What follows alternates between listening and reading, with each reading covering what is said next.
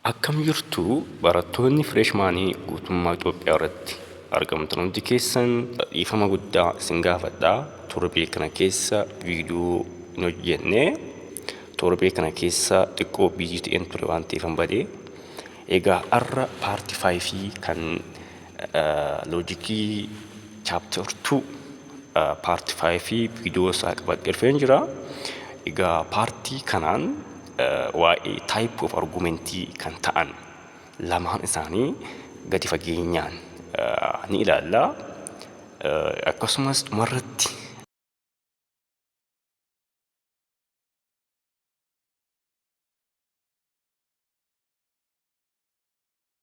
key feature isaanii kan deductive argumentii fi inductive argumentii key feature isaanii gadi fageenyaan waan ilaalluuf please viidiyoo kana hanga dhumaatti hordofuu hin irraanfatinaa. Akkasuma maatii kanaaf haaraa yoo taatan barattoonni ammaatti subscribe nan goone please subscribe gochuu hin dagatinaa. Channeliin keenya akkuma agartan xiqqooshii subscribe baay'ee hin qabu. Please subscribe gochuudhaan maatii kana guddisaa isiniin jedha. Akkasumallee qormaata mid exaamii fi final exaamii kan yuunivarsiitii keessanis ta'ee kan yuunivarsiitii garaagaraa Telegram channelii keenya irraa argachuu dandeessu. Qormaata baay'inaan hojjechuun baay'ee bu'a qabeessa waan isin godhuuf qormaata kana immoo Telegram channelii keenya irraa argachuu dandeessu. Telegram channelii keenya linkii isaa comment boxiidhaa fi description box irraa argachuu dandeessu. Haa eegallume. Type of arguments. The distinction between these two classes of arguments, because every argument involves an inferential claim, lies in the strength of their inferential claim. Egaa argumentiin hundi isaanii inferential claim isaan qaban viidiyoowwan darbeen ilaallee turre. Please viidiyoo sana ilaalle yoo ta'e tokkoon isaanii ibsa ga'aa ta'e wajjin waan jiraniif ilaalaa isiniin jedha. Paaseejiin tokko argumentii ta'uu isaa paaseejii biraarra kan ittiin dabaasnu by the strength of their inferential claim akka ta'e gadi fageenyaan egaa viidiyoowwan darban gubbaatti ilaallee turre. So understanding the distinction of these classes is essential in the study of logic. Okay, so we will learn the broad group of arguments, deductive arguments and the inductive arguments. A deductive argument is an argument incorporating the claim that is impossible for the conclusion to be false given that the premises are true. Premises in Kenya true ta'e conclusion in Kenya false ta'uu hin danda'u. Okay, in the deductive argument keessatti premise in Kenya true ta'e conclusion in Kenya false ta'uu hin danda'u. It is an argument in which the premises are claimed to support the conclusion in such a way that it is impossible, okay, for the premises to be true and the conclusion is false. Premises in Kenya true ta'e yookiin evidence in Kenya true ta'e conclusion in Kenya immoo false ta'uu surmaayyuu hin danda'u in the deductive argument, so that in such argument the conclusion is claimed to follow necessarily or conclusively from the premises. Egaa argumentii akkasii keessatti conclusion in Kenya premises keenya irraa by the way of necessary dhaan hordofa jechuudha. Okay, conclusion in premises in the way of necessary dhaan irraa hordofa jechuudha. Okay, kana jechuun the strength of deductive argument relies on the what? Trust of these premises. Irrandeebi'a. The strength of deductive argument relies on the terms of its premises. Okay? Egaa premisiin keenya true ta'ee conclusion keenya false ta'uu hin danda'u. It must be true ta'uu qaba jechuudha. Deductive argument are those that involve necessary reasoning. Necessary reasoning kan ta'e asirraa hubadha. Fakkeenyaaf all philosophers are critical thinkers. Socrates is a philosopher, therefore Socrates is critical thinker. Philosopheroonni hundi isaaniiyyuu critical thinkeridha. Socratesin immoo philosopheridha. Therefore Socrates is critical thinker. This is necessary reasoning jechuudha. Because philosopheroonni hundi isaaniiyyuu critical thinkerii erga ta'anii Socrates immoo philosopherii erga ta'ee kanaaf Socrates dirqama critical thinkerii ta'a jechuudha. Number 2, all African footballers are black. Taphattoonni kubbaa Afrikaa hundi isaaniiyyuu gurraachota. Messi is an African leader. Messi is an African footballer. Messiin taphataa Afrikaati. It follows that Messi is a black. Maaliif taphattoonni Afrikaa hundi isaaniiyyuu blackii erga ta'anii Messiinis immoo taphataa Afrikaa erga ta'ee Messiin carraa blackii ta'uu dhiisuu hin qabu jechuudha. So this is what we say deductive argument is. Okay? Because conclusion keenya dhibbatti premise keenya irraa waan hordofeef. Okay? The above two examples are example of deductive arguments. In both of them, the conclusion is claimed to follow from the premises with certainty. Okay?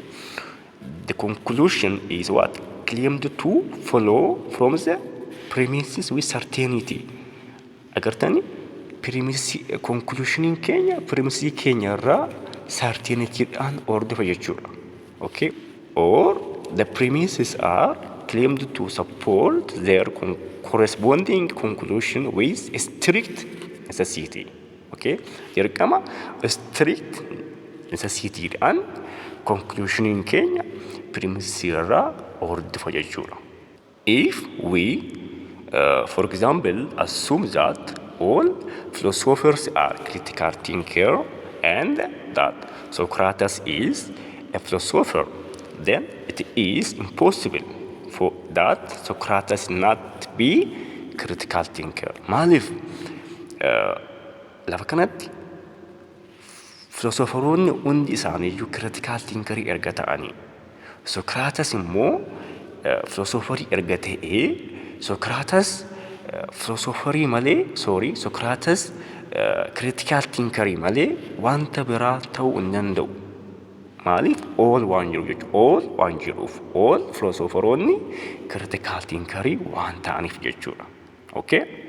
Similarly, if we assume that all African footballers are black, then Messi is an African footballer, then it is impossible that Messi is not be a black. Maaliif taphattoonni Afrikaa hundi isaanii blackii erga ta'anii Messiinis immoo taphataa Afrikaa erga ta'ee Messiin carraa blackii ta'uu dhiisuu hin qabu. Carraa adii ta'uu hin qabu jechuudha. Okay? So thus we should interpret these arguments as what? Deductive. Okay? Haala kanaan hubadhaa jechuudha. So inductive argument. An inductive argument is an argument incorporating the claim that is improbable for the conclusion to be false given that the premises are true. Okay? So what? Improbable for the conclusion to be false given that the premises are true. Kana jechuun premisiin keenya true ta'ee conclusion keenya trues falses ta'uu danda'a jechuudha. Okay, it is not necessity. It is what? Improbable. Kana jechuun conclusion keenya truths, falses ta'uu danda'a jechuudha.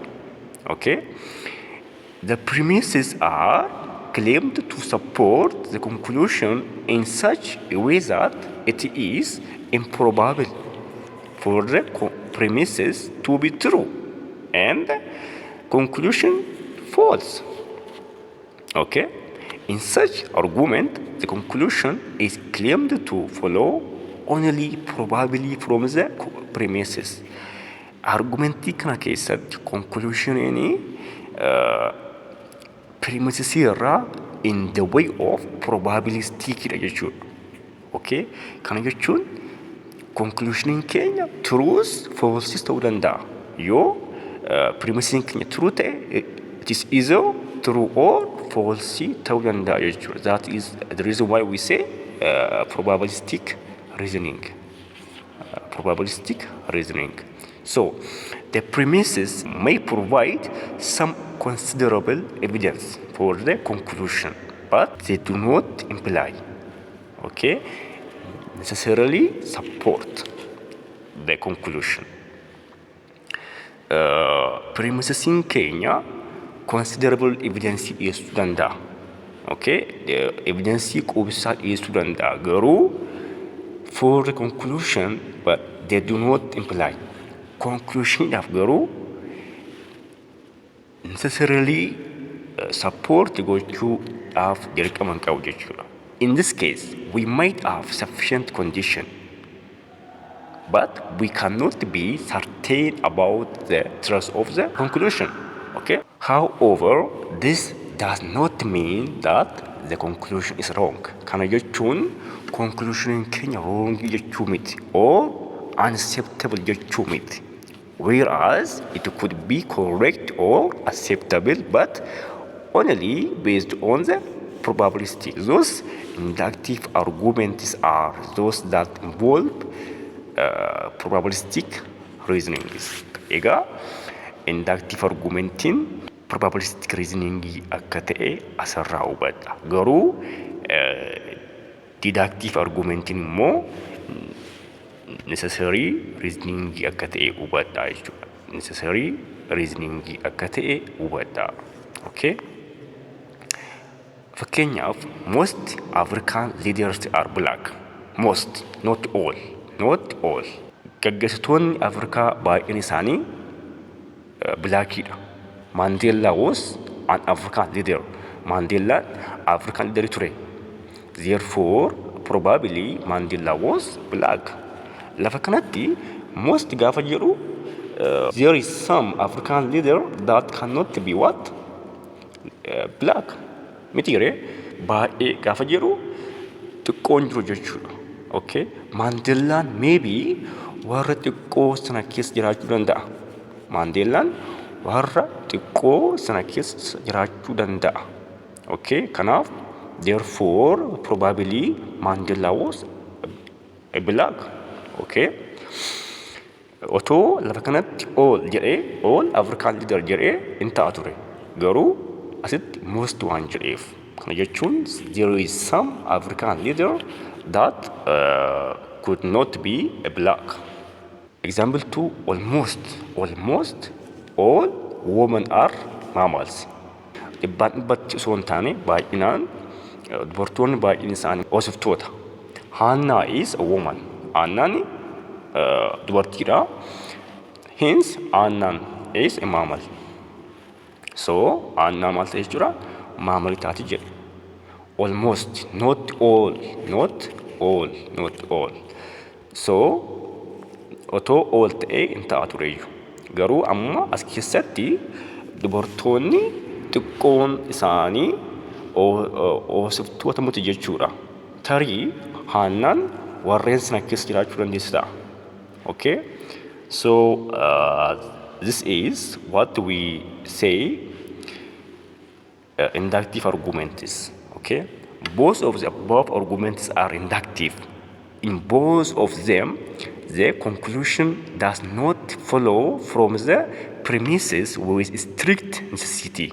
Egaa akkuma laalle argumentii lamaan irraa premisesiin keenya with strict necessity miti jechuudha. But it does follow with some degree of probability. Okay, there is some degree to be Mandela was black. There is some degree to be Hanan was a mammal. Okay, if we assume that the premises are true, then based on that assumption, it is probable that the conclusion is true. For example, assume that most African leaders were black and that Mandela was an African leader, then it is improbable that Mandela not being black, or it is probable that Mandela was black. Lafa kanatti Mandelaan black ta'uu danda'a, black ta'uu dhiisuu danda'a by the probabilistic way. If we assume that almost all women are mammals and that Hanan is a woman, then it is improbable that Hanan not be a mammal, or it is probable that Hanan is a mammal. But it is not impossible that Hanan not be a mammal. Okay, those above arguments are best interpreted as inductive argumenti ta'u jechuudha.